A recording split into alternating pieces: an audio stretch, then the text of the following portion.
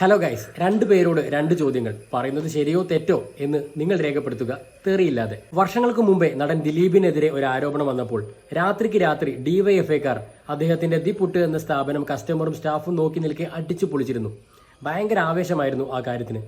പക്ഷേ ഇന്ന് രഞ്ജിത്തും മുകേഷും അവർക്കെതിരെ ഒരു ആരോപണം വന്നപ്പോൾ ഈ ആവേശം എന്താ നിങ്ങൾക്കില്ലാത്തത്?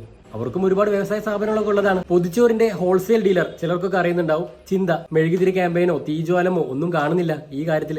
അപ്പോൾ ഒരു കാര്യം ചെയ്യുക, ജനങ്ങളെ പറ്റിക്കാൻ നിങ്ങൾ വർഷങ്ങളായിട്ട് ഉപയോഗിക്കുന്ന 3 കാര്യങ്ങളുണ്ടല്ലോ, 3 ഡയലോഗ്: സ്വാതന്ത്ര്യം, സമത്വം, സോഷ്യലിസം. അതിന്റെ താഴെ ബ്രാക്കറ്റിൽ ഒന്നുകൂടെ രേഖപ്പെടുത്തുക ഡിവൈഎഫ്ഐ ഓൺലി.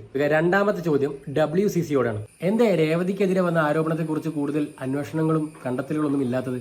യൂറോപ്പിലും US മാത്രം 4 ആൾ അറിയാവുന്ന നടി, ഫീൽഡ് ഔട്ട് നടി പാർവതി തിരുവോത്തിന് ഇംഗ്ലീഷിൽ സ്റ്റോറി ഒന്നും ഇടാനില്ല ഈ വിഷയത്തിൽ മാത്രം. അതിൽപ്പെട്ടവരൊന്നും ഇരകളല്ലേ? അപ്പോൾ സുലാൻ.